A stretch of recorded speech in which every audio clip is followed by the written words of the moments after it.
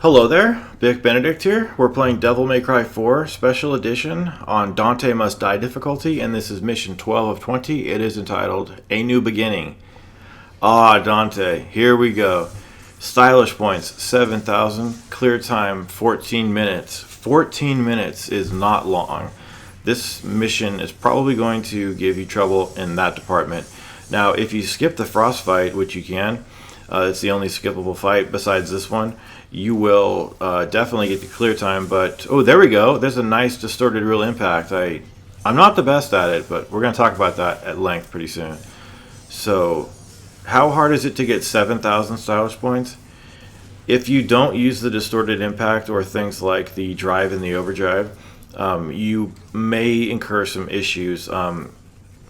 This room, when you clear it, you want anything between like 1,500 stylish points to 20,000, or excuse me, 2,000. Anything over 2,000 and you're great.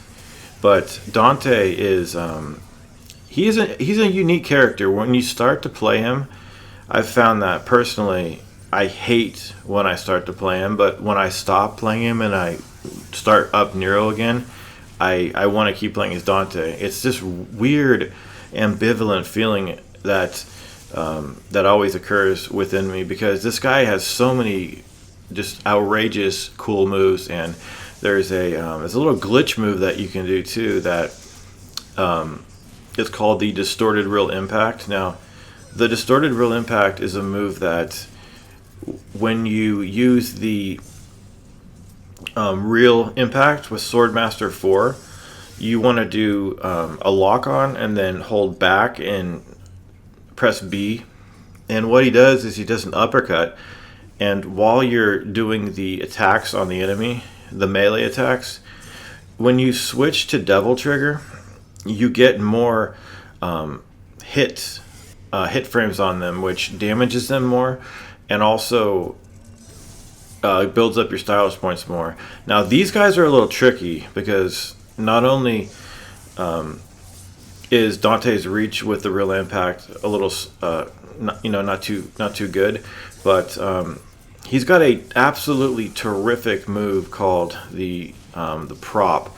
The prop is a tool you can use whereby with the Swordmaster you press B, and a lot of the enemies in this game, I don't think all of them, but a majority of them will fall over, and you can knock them over because you want to not. Look at this nonsense in this fucking room. I don't who cares if you get hit? That's what I think. Who goddamn cares? And yet I still kind of do care. Now, I can't really teach you the best ways to do the real impact, because I think that the best person who's ever shown a video on YouTube about this whole technique is a user. If you type in distorted real impact on YouTube, it's the very first result, and this guy goes into extreme depth about when to do the real Devil Trigger transformation. Because here's what you're doing. You're knocking an enemy over due to the fact that the real impact takes a long time to build up. So while you're doing it and building it up, there's a great chance that you're going to get attacked by enemies. So you want to keep enemies off screen, and you want to do that, which is the prop. All you do is press B. So you start out in normal mode, and then after you make contact with the first hit, you activate Devil Trigger, and then there are other key moments where you can activate Devil Trigger to do additional hits that you ordinarily wouldn't get. I think one of the candelabra in there I didn't hit. There's one that has white orbs, one has green, and the other ones have red. But I think I'm going to just defer to the gentleman who made that video, because it's a perfect video and analysis of how to do it. There's no talking on it, but this is where it really gets hard down here. Now, you can skip this fight by building up the disaster gauge with the Pandora and crossing over it, or driving off, doing a drive off the ledge, and doing the air hike. But to get the stylish points, you really do need to do this fight. Now, my biggest problem about this fight is that I wanted to do it over, not because it was a bad representation of everything. These frosts resisted quite a lot too. There we go. Another one. If you outright kill an enemy that's at full health, you've done the distorted real impact correctly. So you know you've done it that way. Because if you make more contact with melee hits, you're good. You're doing it correctly. But I have to say, and a lot of people wouldn't say this because of vanity, you're perfect, fucking perfect right there. But it's not always the case. It's a random sort of thing. Don't worry about being perfect. Just worry about getting the basic. There we go. Absolutely fucking perfect. Now, you might say, who is this guy saying he's perfect? Well, look at that. I just fucked it up right there. And I will fuck it up many, many a times where I don't do it correctly. Because there are key moments where, man, I'm perfect. I mean, I am a perfect human being, seemingly. But do you know how long this level took me to do? 5 hours at least. At least, probably more. Okay, so now we're going to be going into the next fight over here, and there's going to be 3 Mephistos. Before you get into this room, make sure you equip the Gunslinger style and the Pandora. Immediately press, right bumper plus forward plus B to get them out of their cloaks. Now, it is debatable about how fast you can deal with these guys. I dare say that it could possibly be faster to not use the Omen, but rather to use charged shots with a shotgun. But the main problem about this enemy is that it scuttles away from you. So to prevent that from happening, what you want to do is you want to do the Omen and then do the prop, which is a Swordmaster skill, equip Rebellion, and simply press B. Now, there's 3, I mentioned there's 3 of these guys. They are very fast, so in the process of, do you see how long it takes to do the Omen? In the process of doing that, very often in this game, you're going to get attacked and you're going to get knocked out of, make sure you get these 3 crates down here. You're going to get interrupted, so if you don't want to get interrupted and you don't mind taking damage, when you're charging the Omen, and you see an enemy coming after you, activate Devil Trigger and it will not interrupt you, but you will take damage. And when it comes to the Fausts, the ones that have all of those ridiculously fast rockets and claw you definitely don't want to just use the shotgun because he has way too much HP. So I was just showing you that move because I prefer to do it. It does take a lot of practice to switch between the styles so quickly. But once you get the hang of it, a lot of the fights are going to be quite simple. But when you're fighting a Faust, do the Omen because it's going to take way too much time. So down here, there's going to be a host of the Bianco Angelos.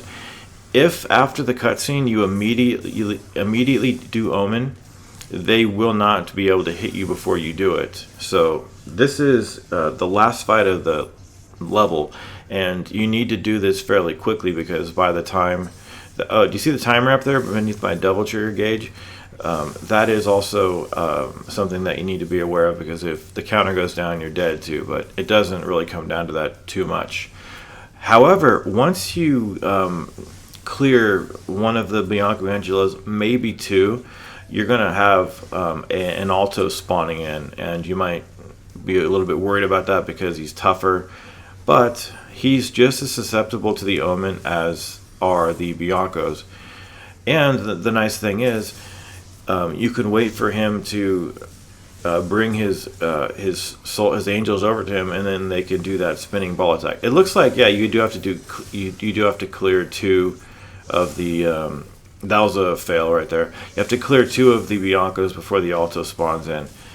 There's a mixed blessing with this whole deal about the alto, because while you're waiting for him to do the attack that you want, which is that energy ball that he throws at you, as you're waiting, the clock behind the clock, the timer that judges you at the end of the stage, you can spend a lot of time waiting for him to do it.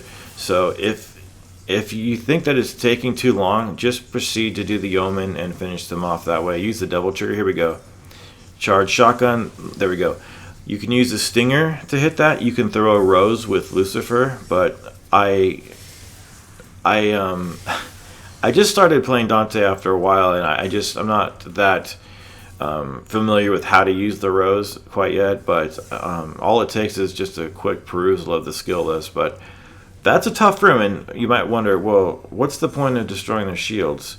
Well, their defense is their shield, so if you destroy their defense, they're much more susceptible to damage. Your sword is not going to bounce off their shields and cause you to get upset.